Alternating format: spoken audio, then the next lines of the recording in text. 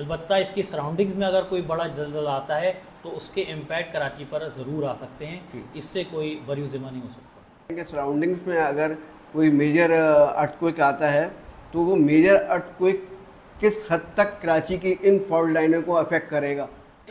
जैसे भुज में जो अर्थक्वेक आया था तो कराची को उसने हिला के रख दिया। इसे अगर वेस्ट में या ईस्ट में या नॉर्थ में कहीं पर भी इस तरह का अर्थक्वेक आता है और उसकी सरफेस वेव्स अगर कराची तक पहुंच जाती हैं तो डेफिनेटली कराची जो है वो उसका नुकसान उठाएगा।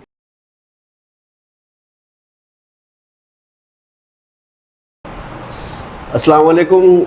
आज हम कराची यूनिवर्सिटी जियोलॉजी डिपार्टमेंट आए हैं और डॉक्टर अदनान ख़ान हैं, किसी तारुफ के मोहताज नहीं हैं और उन्होंने काफ़ी हैरत अंगेज़ चीज़ों से का इंकशाफ किया है कराची के ज़लज़लों के हवाले से। तो अदनान ख़ान साहब ये बताएं कि अभी रिसेंटली कराची में जो यकदम जून के अंदर जो ज़लज़लों का एक सिलसिला शुरू हुआ है, तो आप थोड़ा सा हिस्ट्री के मुतालिक बता दें और फिर ये मौजूदा जून में जो आया है ज़लज़ले, इनके मुतालिक ज़रा बता दें। बिस्मिल्लाहिर्रहमानिर्रहीम। देखिए, जहाँ तक हिस्ट्री की बात है तो गुज़िश्ता 175 साल हिस्ट्री के अंदर पाकिस्तान में कराची में कोई भी ऐसा ज़लज़ला नहीं आया जिसने कोई नुकसान पहुँचाया हो। और गुज़िश्ता 200 साल की हिस्ट्री के अंदर पूरे पाकिस्तान में जो टोटल ज़लज़ले आए हैं कराची के सराउंडिंग्स में वो 6 के करीब हैं और जो कि मैग्नीट्यूड 7+ में रही है। लेकिन फॉर्चुनेटली उनसे भी कोई बहुत बड़ा नुकसान कराची को नहीं पहुंचा। इसके ऊपर बहुत सारा काम किया गया रिसर्च के हवाले से और यही कहा गया है कि कराची साइज़मिकली एक्टिव जोन में तो आता है लेकिन उसके नतीजे में उसके रिपरकशंस के तौर पे कोई जानी माली नुकसान in the form of earthquake report नहीं हुआ अब तक। तो ये दो चीज़ें जो हैं पैरेलल चल रही हैं जिसकी वजह से किसी एक ख़ास फैसले पर आकर बैठना बड़ा मुश्किल है। बहुत से लोगों ने इसको हाई रिस्क जोन के अंदर डाला है, बहुत से लोग इसको मॉडरेट या माइल्ड रिस्क जोन में डालते हैं, बहुत से इसको लो रिस्क जोन में भी कहते हैं, लेकिन कोई भी हतमी तौर पे इसको एक जोन के अंदर डिवाइड नहीं कर पाता। उसकी वजह यही है कि यहाँ का जो रिस्पॉन्स है वो बिल्कुल डिफरेंट है यहाँ की ऑब्जर्वेशंस के मुताबिक। तो ये अभी जो सिलसिला शुरू हुआ है ज़लज़लों का, तो इसकी क्या वजूहात है? देखिए, वजूहात तो ज़ाहिर है कि वो फितरी तौर पे हैं जो हर जगह होती हैं। कराची के अंदर ख़ास तौर पे ये वो इलाका जहाँ पर आपने अर्थक्वेक देखा है, अगर हम जो यहाँ की टेक्टोनिक सेटिंग देखते हैं तो हम देखते हैं कि हमारे कराची जो है वो 3 जगह से मेन फॉल्ट बाउंडेड है। ईस्ट में चले जाएँ तो सुरजान फॉल्ट आता है, एक बहुत बड़ा फॉल्ट है जो नॉर्थ साउथ रन हो रहा है। इसी तरीके से वेस्ट में पफ फॉल्ट है जो नॉर्थ साउथ रन हो रहा है। इसी तरीके से नगर पार्कर फॉल्ट है जो कि ईस्ट वेस्ट रन हो रहा है। और ये जो ईस्ट वेस्ट रन हो रहा है ये बेसिकली पूरे कराची का क्रॉस सेक्शन गुजरते हुए जाता है केप मौज तक। यानी आप भी समझ रहे हैं कि लांडी, कोरंगी, मलीर और शाह फैसल, इसी तरीके से आपका जो जमशेद टाउन का इलाका है, सदर है, लियारी है, इसी तरीके से आगे तक चले जाएं तो ये आपका कैनप तक जो है ये पूरी ये सारी फॉल्ट लाइन के जी बिल्कुल, ये इलाके सारे के सारे इस फॉल्ट के सेंटर के आसपास से गुजरते हैं। और एग्जैक्टली ये जो आपका अर्थक्वेक आया है ये भी इन्हीं लाइन्स के करीब आया है। ये जो फॉल्ट लाइनें हैं, ये आप जो इसका जिक्र कर रहे हैं, ये ज़मीनी ज़लज़लों के हवाले से या इसमें समंदर का भी इसमें कनेक्शन मिलता है फॉल्ट लाइन का? वो जो सबडक्शन जोन है, थोड़ा सा आसान अल्फाज में आवाम के लिए बताइएगा कि पहले तो ये बता देंगे कराची के अंदर जो है कितनी फॉल्ट लाइनें, कितनी प्लेटें, यूरेशियन प्लेट, अरेबियन प्लेट जो है ना। देखिए, जहाँ तक प्लेटों की बात करें तो कराची जो है बेसिकली इसके सराउंडिंग के हिसाब से ट्रिपल जंक्शन कहलाता है। बड़ा मशहूर वर्ड है ट्रिपल जंक्शन, यानी 3 प्लेटों का मिलाप जो कि कराची के वेस्ट में 110 किलोमीटर पर वाक़ है। तो यहाँ पर 3 प्लेटें यानी अरबियन प्लेट, यूरेशियन प्लेट और इंडियन प्लेट एक साथ आती हैं और यहीं से ट्रांसफॉर्म फॉल्ट भी गुजरता है वेस्ट में, और जो कि बेसिकली कोयटा चमन फॉल्ट जिसको हम कहते हैं, और यही सबसे ज़्यादा हैज़र्डस जोन है अर्थक्वेक की फॉर्म में। बिल्कुल इसकी जो एनालॉजी में अगर हम बात करें तो हमारे पास जो कैलिफोर्निया है ये मॉडल बिल्कुल डीम फिट होता है कराची के मॉडल पे।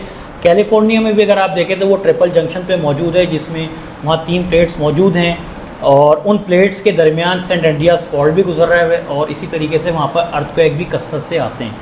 मसला यही आ रहा है कि जो मॉडल कैलिफोर्निया का है वही मॉडल कराची का है, लेकिन कराची में उस तरीके से हैज़र्डस जो अर्थक्वेक्स हैं वो रिपोर्ट नहीं हुए जितने कैलिफोर्निया में रिपोर्ट होते हैं। तो कराची बेसिकली अगर हम देखा जाए तो है तो एक्टिव साइज़मिकली जोन में, लेकिन यहाँ पर जो हाई एनर्जी के जो अर्थक्वेक्स हैं उनके आने के चांसेस इसीलिए कम है क्योंकि ये जो एरिया है कराची का वो पैसिव मार्जिन पर है।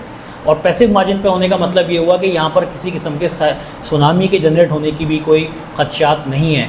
अलबत्ता कराची के वेस्ट में, यानी कि या अगर आप कीरथर और पब रेंज के वेस्ट में या हब रिवर के दूसरी तरफ चले जाएँ तो बलूचिस्तान का इलाका शुरू हो जाता है, तो सोमियानी बीच या गवादर की तरफ चले जाएँ या मकरान की तरफ चले जाएँ, वहाँ पर अगर कोई सोमियानी जनरेट होती जो कि हो सकती है तो उसका इम्पैक्ट जो है वो कराची के वेस्टर्न पार्ट तक आ सकता है।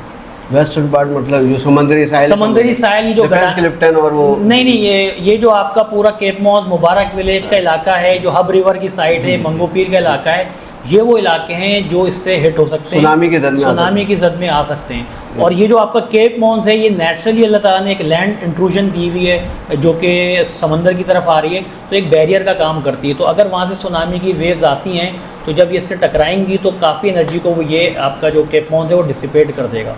तो उससे ये होगा कि जो ईस्टर्न पार्ट है कराची का, वहाँ तक एनर्जी इतनी ज़्यादा पहुँच नहीं पाएगी।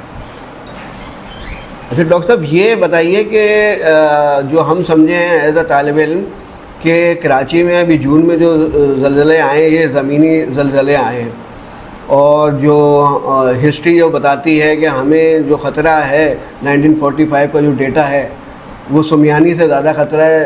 ज़मीनी ज़लज़लों पे कोई ऐसा हिस्ट्री के हिसाब से जो डेटा अवेलेबल है, कोई ऐसा जानी और माली नुकसान नहीं हुआ।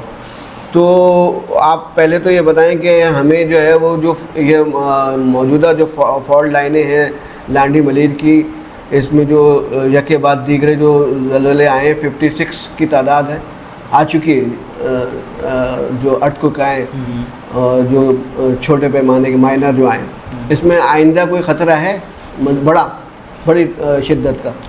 देखिए, अगर यानी आपका जो मकरान है, अगर वहाँ पर किसी किस्म का समंदर के अंदर ज़लज़ला आता है, इस बात को समझिए कि ज़लज़ला जो आता है वो फॉल्ट लाइन के साथ ही आता है। अगर वो फॉल्ट लाइन ज़मीन के ऊपर है तो सोमियानी नहीं आएगी, अगर वो फॉल्ट लाइन समंदर के अंदर है तो सोमियानी आएगी। ये दो चीज़ें तो क्लियर हैं।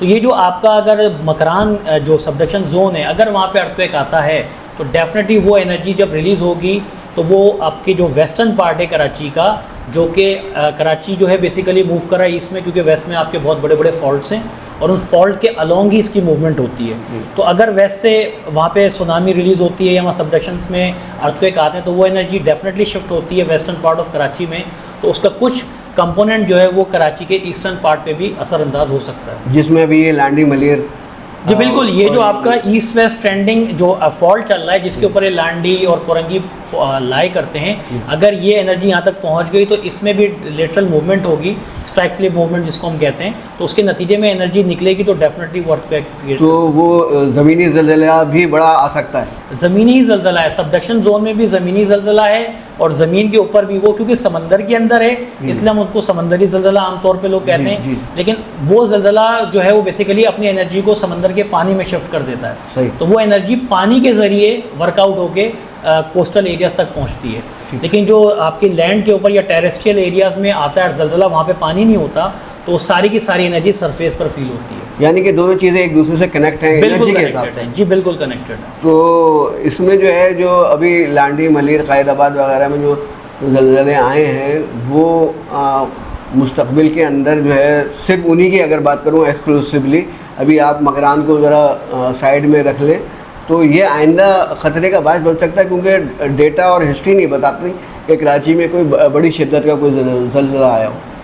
देखिए, जो रिसर्च वर्क हुआ है वो दोनों बेसिस पे हुआ है। रियल टाइम डाटा जो रेक्टर स्केल या मरकरी स्केल मैग्नीट्यूड से लिया गया है और हिस्टोरिकल डाटा जो लिया गया है, उन दोनों को मिला के भी काम किया गया है, और डाटा के जो रिज़ल्ट्स आए हैं उससे हमें यही पता चलता है कि कराची जो है वो किसी बड़े साने का शिकार नहीं हो सकता अगर कराची के अंदर ये अर्थक्वेक आते हैं, क्योंकि यहाँ पर जो भी अर्थक्वेक आएंगे वो माइल्ड नेचर के हैं, यानी उसकी जो इंटेंसिटी है, जो मैग्नीट्यूड है, वो बहुत ज़्यादा नहीं होगी, वो 3-4 के दरमियान ही होगी, इससे ऊपर जाने का खदशा नहीं है। ये बात जो है आप साइंसी बुनियादों पे किस तरीके से कह सकते हैं कि हम मेजर अर्थक्वेक की तरफ नहीं जा सकते?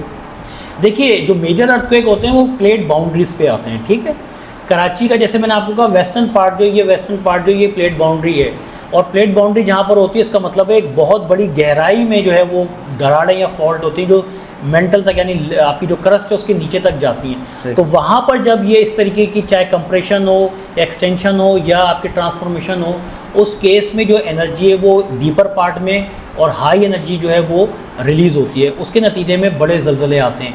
कराची का जो ईस्टर्न पार्ट है, क्योंकि ये किसी बड़ी प्लेट या उस जंक्शन पे नहीं मौजूद, लिहाजा यहाँ पर अगर फॉल्ट हैं भी तो बहुत शैलो नेचर के हैं, तो उनमें अगर एनर्जी रिलीज़ होती भी है स्ट्रेस के फॉर्म में, तो वो इतनी ज़्यादा एनर्जी नहीं होगी जो 7 या 8 मैग्नीट्यूड तक जा सके।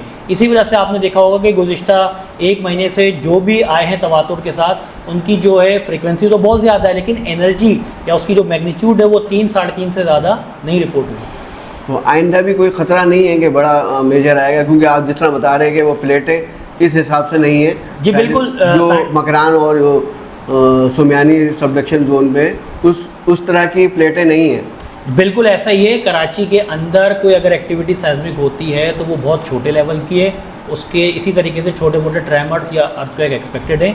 कोई बड़ा इवेंट यहाँ पर होने के चांसेस नहीं हैं। अलबत्ता इसकी सराउंडिंग्स में अगर कोई बड़ा जलजला आता है तो उसके इम्पैक्ट कराची पर ज़रूर आ सकते हैं, इससे कोई बरीज़िमा नहीं हो सकता। अच्छा, ये बात तो समझ में आ रही है कि कराची में जो अभी रिसेंटली आए हैं ज़लज़ले माइनर शिद्दत के हैं, लेकिन अगर आप जिस तरह कह रहे हैं कि सराउंडिंग्स में अगर कोई मेजर अर्थक्वेक आता है तो वो मेजर अर्थक्वेक किस हद तक कराची की इन फॉल्ट लाइनों को अफेक्ट करेगा? आया कि ये माइनर ही अर्थक्वेक आएगा उस वक्त या मेजर बन जाएगा, ये ज़रा बताएं ज़रा। देखिए, जैसे भुज में जो अर्थक्वेक आया था तो कराची को उसने हिला के रख दिया, लेकिन नुकसान नहीं, उसकी वजह यही थी कि जो सरफेस एनर्जी थी, इसमें आप यूँ समझिए कि 2 तरह की एनर्जीज़ होती हैं अर्थक्वेक में। एक प्राइमरी एनर्जीज़ होती हैं जो ट्रैवल करती है रॉक्स के अंदर, और एक सरफेस एनर्जी होती है जो सरफेस पे मूव करती है। तो जो सरफेस एनर्जी थी वो फॉर्चुनेटली जो आपका डेजर्ट है, थर्ड डेजर्ट, वहाँ पर जब पहुँची तो सारी की सारी एनर्जी वहाँ पर एब्जॉर्ब हो गई थी, जिसकी वजह से वो कराची तक आ नहीं पाई, इसीलिए आपका कराची सेफ़ रह गया। लेकिन अगर वो सरफेस एनर्जी कराची तक आ जाती तो ये कैटास्ट्रॉफिक इवेंट होता और कराची जो उसमें तबाही के दाने पर होता। बिल्कुल इसी तरीके से अगर वेस्ट में या ईस्ट में या नॉर्थ में कहीं पर भी इस तरह का अर्थक्वेक आता है और उसकी सरफेस वेव्स अगर कराची तक पहुंच जाती हैं तो डेफिनेटली कराची जो है वो उसका नुकसान उठाएगा। ये कराची का ईस्टर्न पार्ट, कराची पूरा कराची? जी बिल्कुल। अच्छा, तकरीबन पूरा कराची जो है वो फॉल्ट लाइनों की जद में। देखिए, कराची जो है पूरा का पूरा, इसके चारों तरफ मेजर फॉल्ट्स मौजूद हैं, उसमें अगर एनर्जी रिलीज़ होगी तो पूरा कराची ये सफ़र करेगा। फ़िलहाल जो इस वक्त जो ज़लज़ले आ रहे हैं वो सराउंडिंग या पेरिफेरल एनर्जी से नहीं आ रहे, वो कराची के अंदर ही एक ख़ास पॉकेट में एनर्जी रिलीज़ की वजह से आ रहे हैं। इसीलिए आपने देखा होगा कराची का एक ख़ास पॉकेट है जो इससे अफेक्टेड है, बाकी इलाके कराची के सेफ़ हैं। तो अगर ये बाहर से हाई एनर्जी आएगी और उस कराची पे इम्पैक्ट डालेगी तो पूरा कराची उसमें उसकी जद में आ सकता है, नुकसानदेह, बिल्कुल नुकसान कर सकते हैं। कराची जो है बेसिकली इंडियन प्लेट का पार्ट है, यानी आप ये समझ लें कि जिस प्लेट के ऊपर कराची है वो सिंगल प्लेट है।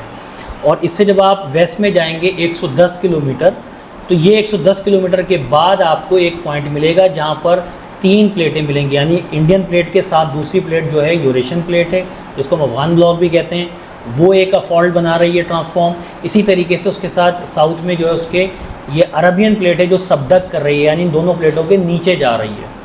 तो वहाँ जो है एनर्जी अगर रिलीज़ होती है तो डेफिनेटली उसके इम्पैक्ट भी कराची पे पड़ सकते हैं। ये जो आपने बताया है कि कराची के सराउंडिंग्स के अंदर आ सकते हैं, इनसे मुराद हम सुमियानी सबडक्शन जोन और मकरान में जो है जो माजी में आया था 1945 में जो अर्थक्वेक और फिर उसने सुनामी को जनरेट किया था, उस एनर्जी से जो है यहाँ मलिर क़ायदाबाद की फॉल्ट लाइनें एक्टिव हो सकती हैं? जी बिल्कुल, मैंने आपसे कहा ना कि जैसे वेस्टर्न पार्ट पे अगर हम चलें, सोमियानी तो बहुत दूर है, आप ये कोयटा चमन नोशकी वाली जो पट्टी पूरी चल रही है ये बेसिकली फॉल्ट लाइन पर है, यानी 2 प्लेटों का जंक्शन है। तो आपने देखा होगा कि कोयटा और चमन में बहुत बड़े जलजले भी आ चुके हैं माजी में। जी। तो वो जो बेसिकली जोन है, अगर वहाँ पर भी जलजला आता है तो उसका इम्पैक्ट भी कराची पर आ सकता है। इसी तरीके से ईस्ट में अगर हम चले जाए तो भुज है, जहाँ पे 2001 में भी जैसे जलजला आया था तो उसका इम्पैक्ट कराची तक आया था, लेकिन फॉर्चुनेटली यहाँ पर जो है वो 6.5 मैग्नीट्यूड जो थी कराची के जो स्ट्रक्चर्स थे उन्होंने उसको टॉलरेट कर लिया था।